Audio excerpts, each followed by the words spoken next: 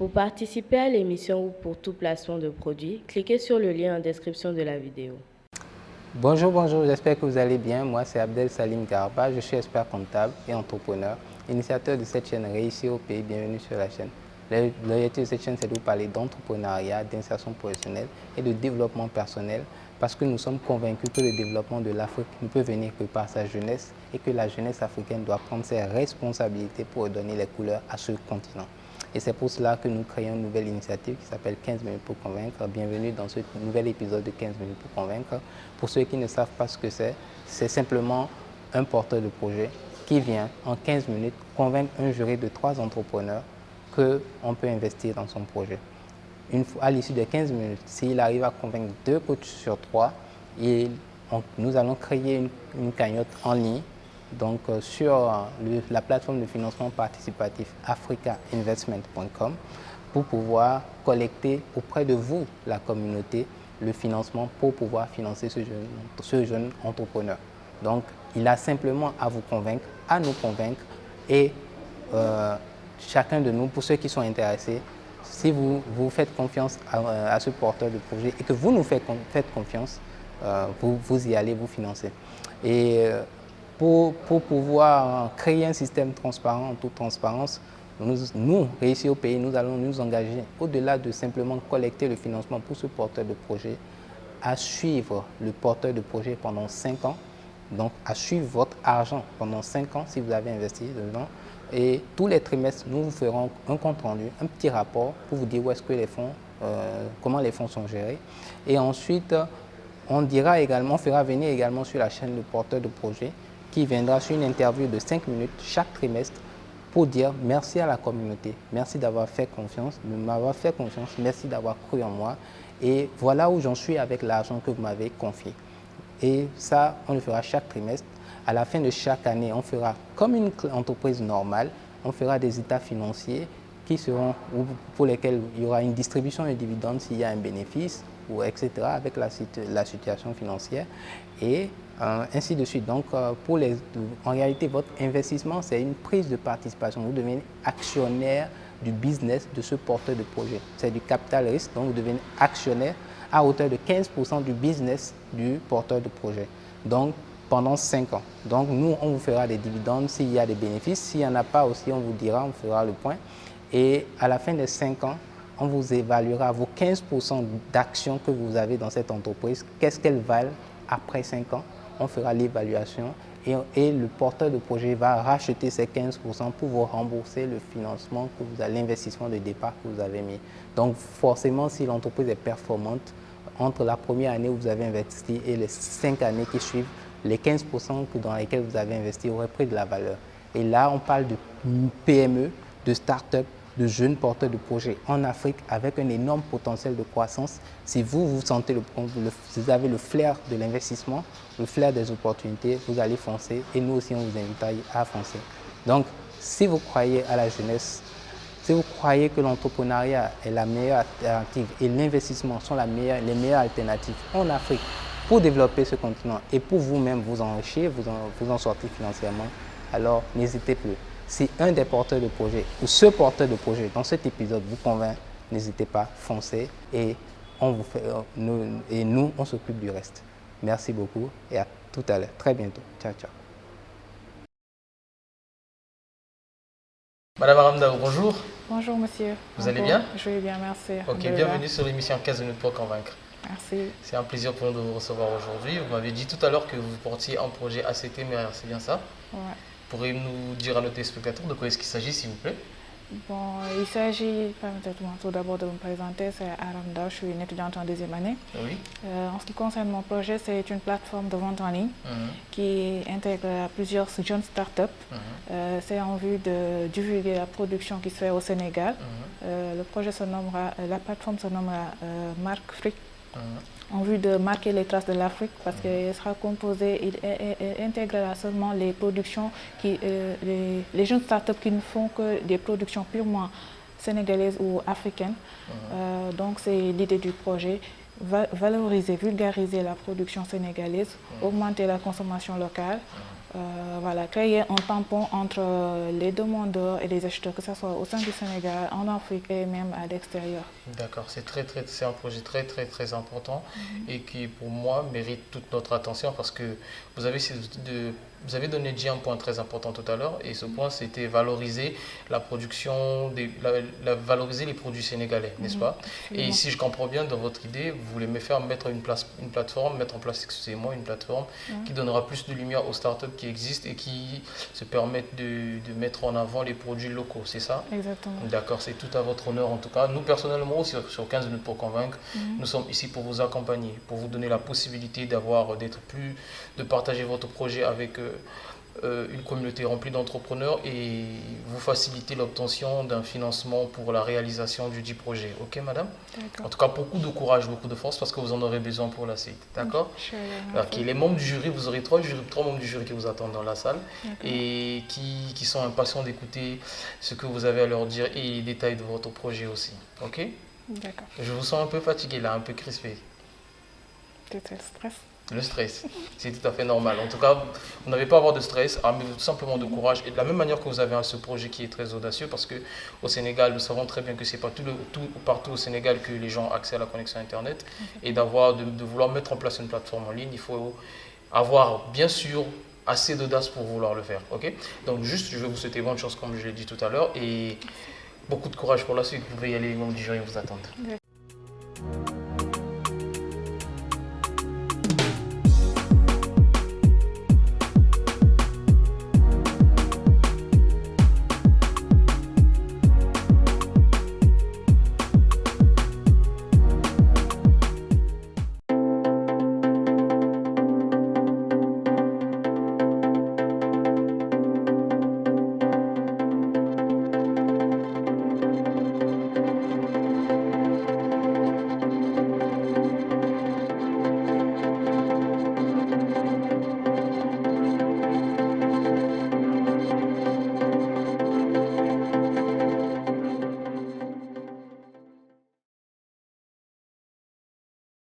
Bonjour. Bonjour monsieur. Comment vous allez? Je vais bien, merci. Okay. Merci d'être venu. Je me présente, Abdel Salim Garba. Je suis expert comptable et entrepreneur, initiateur de la chaîne Réussir au pays et également de cette première édition de l'émission 15 minutes pour convaincre. Donc l'objectif de la chaîne Réussir au pays, c'est de promouvoir les jeunes entrepreneurs au Sénégal et sur le continent. Et parce qu'on est convaincu que ce n'est que la jeunesse qui peut créer de la valeur et participer activement au développement du continent. Et donc, à travers l'émission 15 minutes pour convaincre, on essaie de vous donner de la visibilité pour justement amener les gens à investir en vous, à croire en vous et participer justement à cette action-là. Donc, le principe est simple. Vous avez 5 minutes pour nous présenter votre projet. D'accord? Mais l'essentiel, c'est quoi le projet? C'est pour faire quoi? Vous avez besoin de combien? De façon précise, rapide, parce qu'après, on va vous poser quelques questions pour clarifier. D'accord? Mais vous êtes en train de nous présenter une opportunité d'affaires et aussi aux internautes. Donc, allez sur les éléments essentiels. Vous voulez résoudre tel problème, voilà votre solution, voilà votre besoin pour faire ci, voilà la rentabilité, tac, tac, soyez pragmatique. D'accord? Donc voilà. Merci bien. Donc je laisse ma collègue se présenter aussi, Karimat. Bonjour, bienvenue. Bonjour. C'est Karimat, je suis la fondatrice de la marque Sweet Deli Brunch, spécialisée dans la préparation et la livraison de brunch à domicile et en entreprise. Donc je suis là pour suivre votre présentation et je vous souhaite bonne chance. Merci. Bonjour. Bonjour. Je m'appelle Eladj Malik Fall et je suis le fondateur du groupe El Mafa Odiciar qui supervise une filiale qui s'appelle Club Labo.net International SAI et également l'industrie d'emballage biodégradable dénommée Senva Company. Bienvenue et bonne chance. Merci. Donc, pouvez vous présenter et nous parler ensuite de votre projet. D'accord. Bonjour. Bonjour. Chers membres du jury, merci de m'avoir accueilli aujourd'hui sur votre plateau. Mon nom c'est Aram Daw. Je suis une jeune étudiante de l'École supérieure polytechnique de Dakar, ESP. Mon cursus, j'ai fait le cycle normal, j'ai été au lycée Limamoulaye, j'ai eu mon bac S. Après, j'ai été à l'ESP où j'ai fait ma première année. Comme diplôme, j'ai le baccalauréat. J'ai aussi le DEC, le diplôme élémentaire comptable, qui est un examen national. Et actuellement, dans quelques temps, j'aurai mon DUT, diplôme universitaire technologique en finance et comptabilité de l'École supérieure polytechnique de Dakar. J'ai aussi un petit cursus en ce qui concerne l'entrepreneuriat et autres. Je me rappelle que mes premières activités, je les ai effectuées quand j'avais 16 ans. J'évoluais dans la vente en cosmétique et autres. Et depuis lors, je vends par période en fonction de la demande actuelle du marché. Et je vends peut-être en été, je vends des robes et autres. Donc, je suis très active dans les business. Aussi, j'ai eu à faire pas mal de projets, des créations, des produits locaux et autres. Aussi, j'en ai connu pas mal d'échecs, mais je n'ai pas peur de l'échec du tout. Ça me permet toujours d'apprendre, d'évoluer et ça me permet toujours de... Soit je gagne, soit j'apprends. Excellent. Voilà, c'est ça. Excellent. Et quel est votre projet aujourd'hui? Bon, aujourd'hui, mon projet, il se nomme Markfric. Markfric, comme pour dire marquer les traces de l'Afrique. Parce qu'on sait qu'en Afrique, on a une très belle culture, on a une bonne création et autres, des produits qui se font au sein de l'Afrique, mais qui ont du mal à avoir une certaine visibilité au niveau de l'extérieur, même du mal à être consommés, même là où elles sont produites. Par exemple, bon, on peut dire qu'on constate que les chiffres nous montrent qu'environ 1000 milliards entrent chaque année dans notre économie et c'est issu de la douane sénégalaise. Donc, vu ces chiffres, on peut dire qu'il y a une forte présence de l'importation au Sénégal. Et le port autonome de Dakar, qui est une entité qui génère beaucoup de revenus dans les recettes de l'État, cela aussi nous montre que le taux de l'importation est énorme au Sénégal.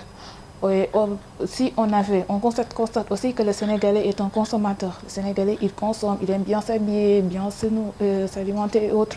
Mais par contre, son hic, c'est qu'il ne produit pas ce qu'il consomme. Ou s'il produit, il ne consomme pas le local. Donc peut-être que c'est un terme que l'on entend très souvent, mais je vais revenir à la consommation locale. C'est ce qui est notre actualité, c'est ce qu'on doit promouvoir. Donc Markfric vise à promouvoir cette consommation locale.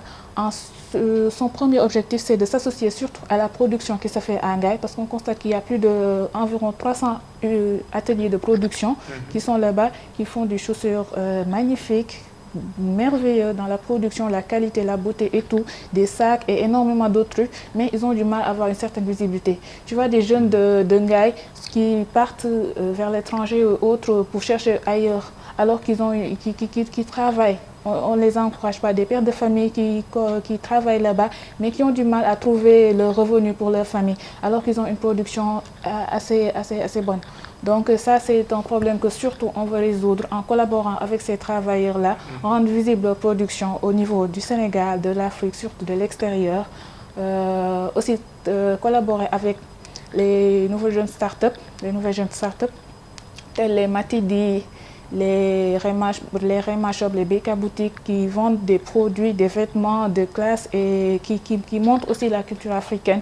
On va aussi collaborer avec eux pour leur vendre leurs images, comme j'ai dit, à l'intérieur du Sénégal, à l'extérieur, mais surtout aussi permettre aux Sénégalais qui se trouvent en Australie, en Europe, etc., de pouvoir, par la magie du clic-au-clac, effectuer ces achats au Sénégal. Donc l'objectif de Markfric, c'est créer un Amazon africain, être un Amazon africain, mais qui surtout utilise les produits 100% locaux, africains. Donc c'est un peu à l'image de Jumia, mais un peu différent car Jumia intègre plusieurs types de produits et ne s'occupe pas trop de l'originalité, de l'origine et autres, et qui est aussi par le capital un peu étranger. Cette plateforme sera purement africaine par les fonds, si une fois ça passe, aussi par les produits qui s'y vendront. Pour le besoin, on va être un peu... Voilà, pour le besoin, pour un début, pour la mise en place, on a besoin de 5 100 000 et d'un fonds de roulement, on aura besoin d'un fonds de roulement de 5 400 000. On a une vision qui concerne à avoir un chiffre d'affaires d'environ 30 millions de francs CFA pour la première année, avec une évolution d'environ 15% pour la seconde année et ensuite de 25% pour l'année d'après. Comme j'ai dit, notre vision, c'est surtout pas créer la start-up pour ensuite la revendre, c'est surtout de faire de cette plateforme Markfreak un Amazon africain. Parce que souvent on le dit, vous voulez aller loin, vous voulez aller vite, allez-y seul, mais vous voulez aller loin, allez-y en groupe. Donc on va grouper les jeunes start-up pour en faire vraiment l'image de l'Afrique au niveau international. Parfait. Merci beaucoup.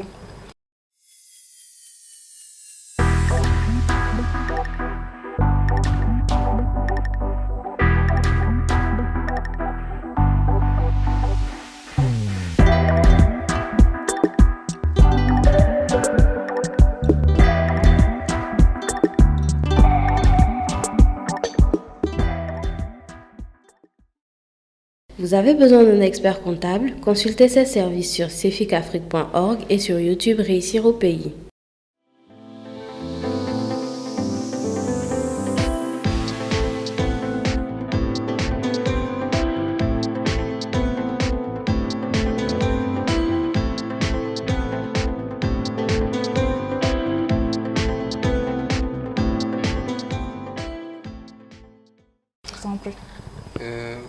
Moi, j'ai juste deux petites questions. L'initiative, elle est très bonne, franchement, très très bonne. On travaille aussi avec les entrepreneurs qui sont également sur ce genre d'initiative-là. Et c'est vraiment l'esprit de la chaîne, d'ailleurs, de promouvoir des produits locaux. Donc, franchement, excellent. Et la force de la jeunesse va faire que ça va fonctionner. Et comme vous avez la force de la détermination, donc moi, je suis déjà partant. Ngaï, c'est où exactement au Sénégal? Ngaï, ça se trouve à Tivaouane, on peut dire. Ah, d'accord. C'est là où l'on produit les chaussures. C'est vraiment la région. Ok, d'accord. Donc, c'est plus les artisans qui sont en fait. Dans les chaussures, quoi. Les spécialistes des chaussures qui sont là-bas. Exactement. Et vous avez déjà votre réseau, vous les connaissez? Pas encore. Pas encore. Okay. Pas encore, mais on a suivi des extraits où ils demandaient un accompagnement, où ils comptaient créer par exemple des sites et autres. Et ça, c'était depuis il y a 2 ans et jusqu'à présent, c'est pas réalisé. Pas le cas. Voilà, donc on se dit que si on collaborait avec eux, ça leur serait utile. Ok, d'accord. Peut-être deuxième question. Bon, vous pouvez nous dire plus ou moins les 5 millions de besoins, c'est pour l'investissement, c'est ça? Oui. Ça concerne quoi exactement? C'est juste un peu en détail. D'accord. C'est le site internet, c'est quoi? Ouais. Pour un début, ça concerne la mise en place d'un site internet. Oui. Parce que le site devra avoir des spécialités déjà dans l'accueil, dans le marketing qui doit l'accompagner, mais aussi dans la sécurité, car ce sera une plateforme qui, depuis l'euro, vous pourrez payer vos achats et autres. On sait que les trucs en ligne, ça se fait, mais quand même, il y a beaucoup d'arnaques avec. Donc, il faudra surtout sécuriser le site. Donc, la mise en place d'un site bien élaboré, avec le design et tout ce qu'il faut pour accueillir de nouveaux clients. Aussi, il doit y avoir à côté une bonne politique du marketing digital. Ça doit être mis aux premières échelles, une équipe chargée de vendre l'image. Parce qu'en fait, c'est ce qu'on va promettre à nos partenaires jeunes start-up.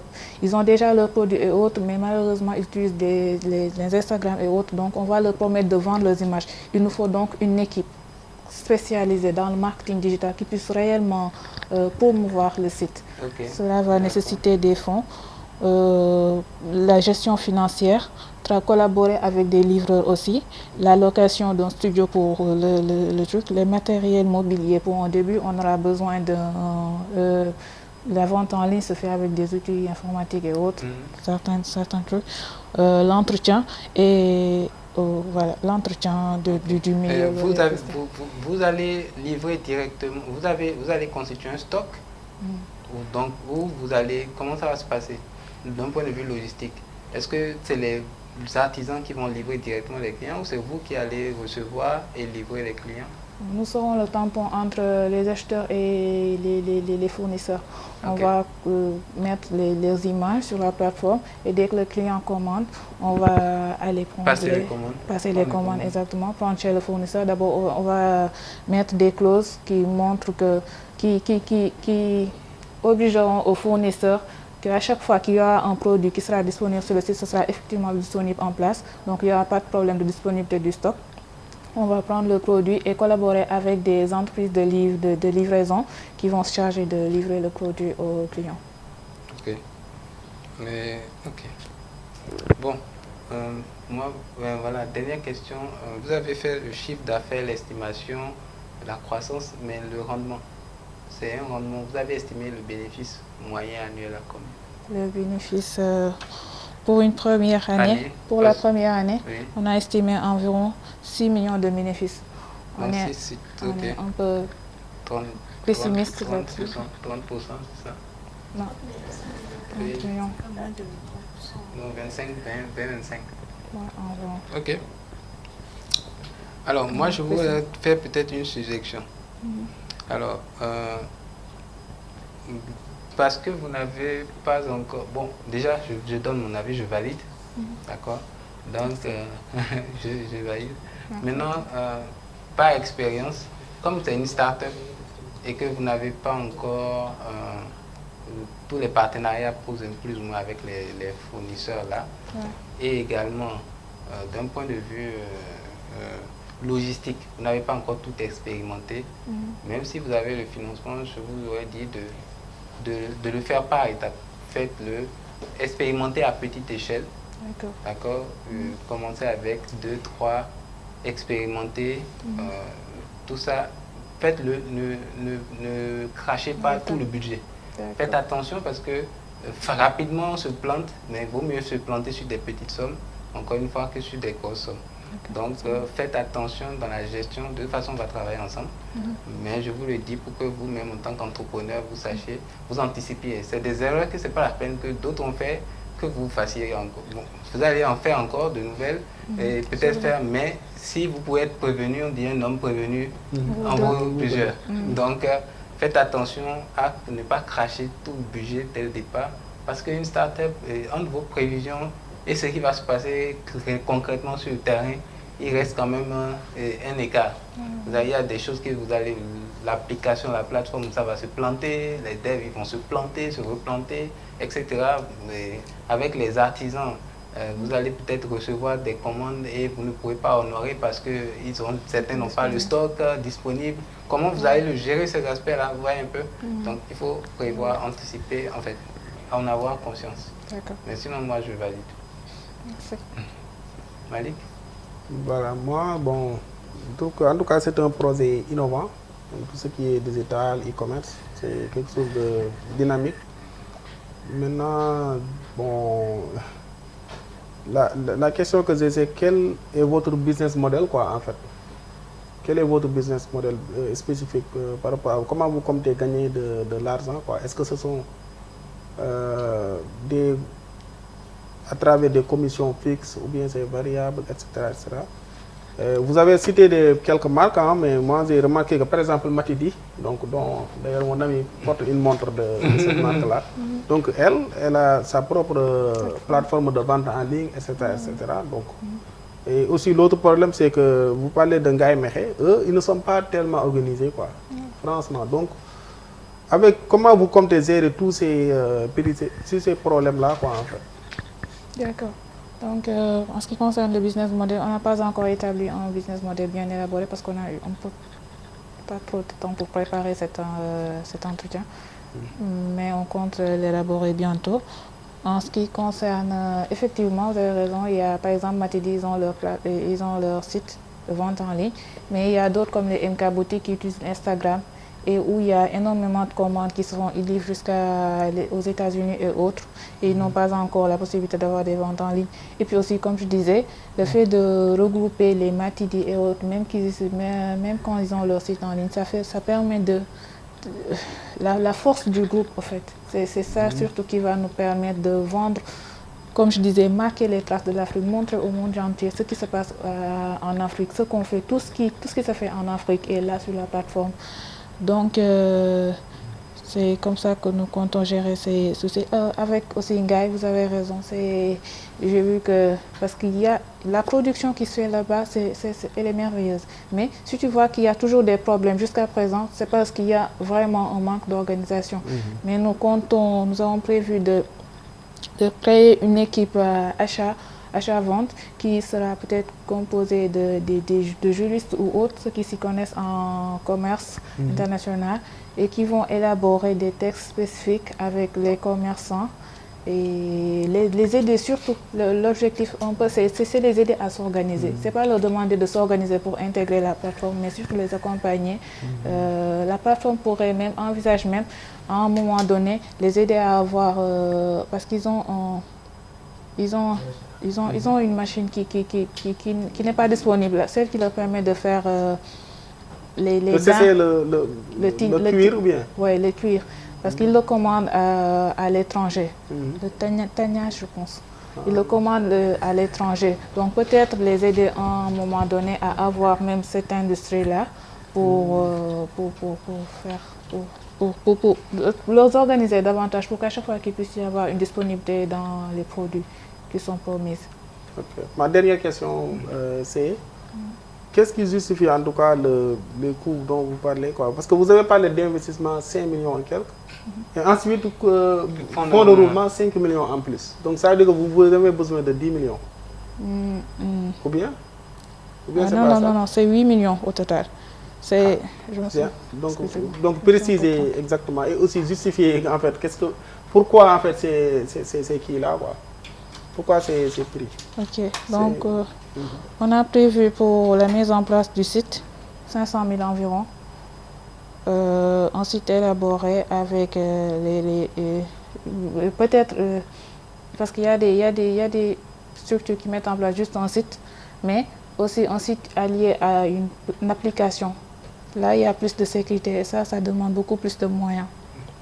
Donc le marketing, on a prévu une équipe de marketing qui environ les 500 000 par mois. C'est un peu pessimiste. L'équipe financière, 500 000 par mois. La livraison, environ, on va collaborer avec une entreprise de livraison telle les PAPS et autres, environ 200 000 par mois. La location du studio, environ 200 000 aussi. Le matériel mobilier dont on aura besoin pour le début, ce sera de 2 millions. On a fait une estimation de 2 millions pour le mobilier et le matériel, les outils. L'entretien, l'électricité et autres, et les formalités pour avoir le brevet et autres de notre création, ça tourne aux environs de 350 000. Donc en faisant le coût, je me suis un peu trompée avec les chiffres, mais pour la mise en place, on a besoin de 4 millions 100 en fait. C'est pas 5 millions, c'est 4 millions 100. Mais moi j'ai entendu 8 millions, j'ai entendu 5 millions. Non, pour c'est 4 millions 100. Pour la au moins 4 millions 100, c'est un peu réaliste, quoi. Oui, mais fonds de roulement aussi. Le fonds de roulement, c'est pour les 3 premiers mois. Assurer là, parce qu'on ne peut pas, pour un début, on ne sait pas si ça va générer. Donc pour les 3 premiers mois, on aura besoin de ce qui peut assurer le salaire pour les responsables marketing et les responsables financiers.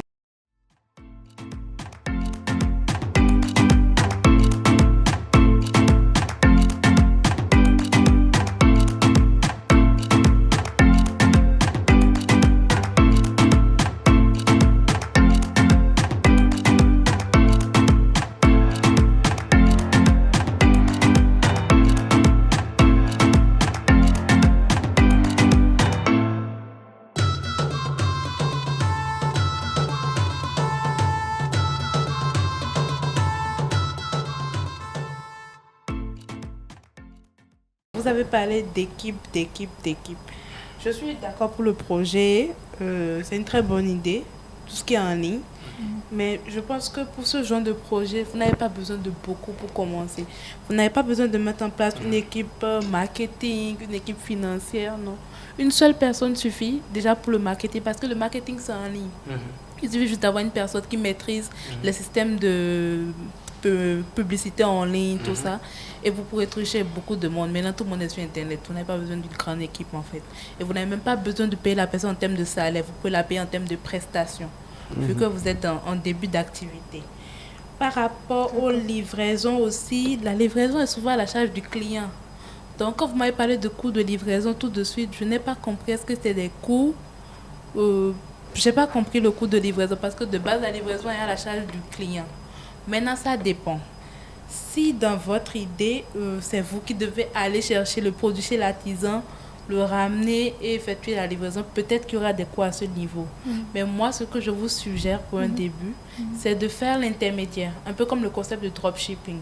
Vous prenez en photo les produits des artisans, vous les postez sur le site et vous faites l'intermédiaire. Non, vous n'avez même pas besoin forcément de prendre le produit. Soit vous faites inscrire les artisans sur votre site et ils proposent leurs produits et le client vient, il choisit et il coordonne directement avec l'artisan pour se faire livrer. Là, vous êtes juste des intermédiaires et vous prenez un pourcentage sur les ventes. Vous comprenez? Je pense que c'est plus simple de faire le projet comme ça pour un début. Et là, dès le départ, vous n'aurez pas besoin de grand investissement. Vous n'aurez pas besoin d'entrepôt pour stocker du matériel, du stock pour les clients. Vous voyez un peu? Ce sera beaucoup plus simple. Et là, le budget de financement que vous allez demander sera beaucoup moins et beaucoup plus réalisable en fait. Et dès les premières semaines, dans ce genre d'activité, c'est ça passe ou ça casse. Dès les premières semaines de publicité, vous saurez si vous attirez les autres clients, vous saurez. Et automatiquement, ça va générer des fonds et ça va inciter maintenant les gens à investir dedans. Vous voyez un peu. Donc, c'est tout ce que moi j'avais à dire. Merci. Je vous en prie. Donc, bon, juste avant, je vais juste compléter à ce qu'elle a dit. La team, effectivement, comme je disais, il faut rendre le budget de départ le plus soft possible, le plus light possible pour éviter que vous trompiez. Parce que ce n'est pas la peine de recruter plein de gens si le business n'est pas déjà opérationnel. Vous allez juste jeter de l'argent par la fenêtre. Donc ça, c'est des erreurs à éviter. Donc la team, il faut rendre ça le plus smart possible. Et le business model, elle l'a dit, c'est une suggestion. Ce qu'elle a dit, c'est un modèle économique. Que soit vous êtes comme intermédiaire, vous prenez une commission sur chaque transaction. Donc il faut que ce soit clair et précis. D'accord. Et alors, dernier point, peut-être, Matidi, franchement, c'est des marques qui sont déjà très en place, très établies. Directement, si vous venez, que votre marque n'est pas au minimum au même niveau qu'elle, ils ne vont pas vous regarder. Donc ce que vous devez faire plutôt, c'est de vous intéresser. Moi, je vous aurais recommandé, suggéré de vous concentrer sur les artisans de Ngaïla. Ça, c'est un vrai potentiel. Il faut travailler sur la problématique de ces artisans-là. Il faut vraiment s'asseoir dessus. À ça seul, ça vous crée un business à 1 milliard. Tranquille. Mais il faut par contre s'asseoir dessus, travailler sérieusement, commencer petit, le gérer. Gérer beaucoup de choses seul au début. D'accord. Gérer beaucoup de choses seul au début. Si vous avez la chance de vous faire incuber aussi ici, c'est magnifique. Donc là, il y a pas mal de charges qu'on pourra vous faire éviter. Mais commencez smart, mais vous concentrez sur ces artisans-là. Il y a énormément de choses à faire dessus. Donc, clairement, le business a du potentiel, mais il faut juste, faut pas vouloir tout faire en même temps dès le départ. Donc, tu valides aussi. Donc, tu valides également. Oui, je valide. C'est juste. Voilà. Voilà. Donc, on va revoir le budget. On va proposer un budget un peu plus light, d'accord, par rapport à votre proposition. On va proposer un budget un peu plus light. Et c'est celui-là qu'on va afficher sur la cagnotte avec le détail, d'accord, pour que les investisseurs sachent ce qui a été retenu finalement et qu'ils puissent y aller. D'accord. Félicitations en tout cas pour l'initiative. Merci. Okay. Vous avez vraiment été accueillante. Merci à vous.